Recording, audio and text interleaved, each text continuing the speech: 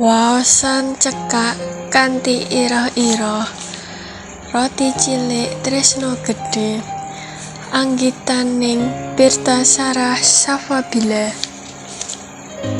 Ing sawijining pandukuh cilik ana sawijining keluarga prasaja sing uripe prasaja.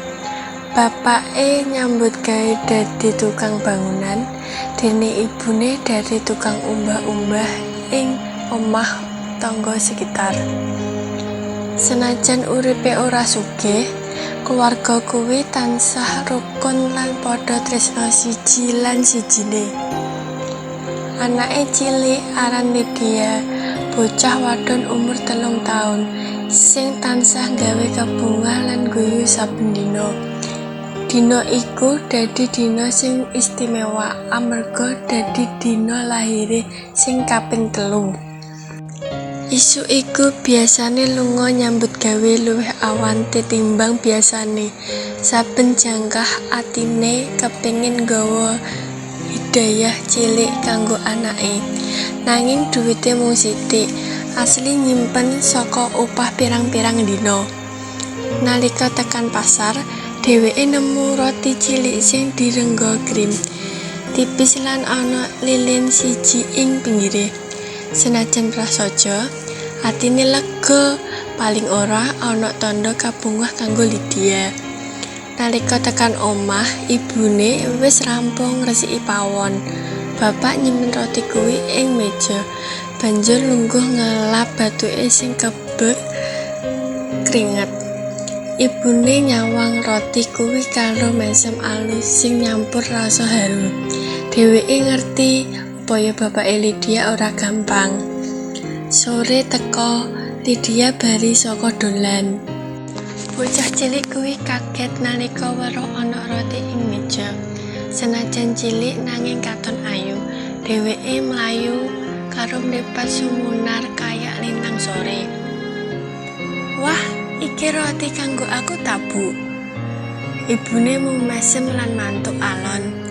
Ora ana tembung liyane, nanging mesem kuwi ngemot makna sing njero rasa tresna, rasa syukur lan rasa lega amarga bisa ndelek anake seneng.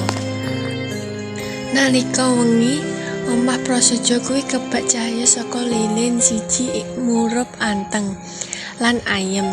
Angin alus minyak gorden nggawa hawa adem sing nambah rasa haru.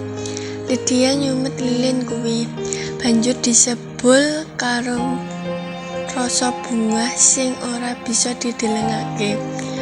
Wong tuwane padha nyawang anake karo mripat sing mlenyek banyu.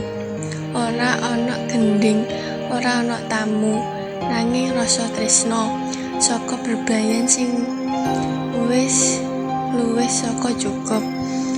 Bapak lan ibu padha ngerti kabungahe anake iku ganjaran paling agung saka perjuangan saben dina. Sakwise kabeh meneng, Lydia wis turu angler. Ibune lungguh ing pinggir dipan, nyawang anake sing nyekep boneka lawas sing wis bolong sisihe. Bapake lungguh ing jejer, banjur kadah lirih. Matur nuwun, Bu. Senajan prasaja, dina iki kaya dadi dina paling indah. Ibune mung mesem ngelus pipine Lydia sing alus.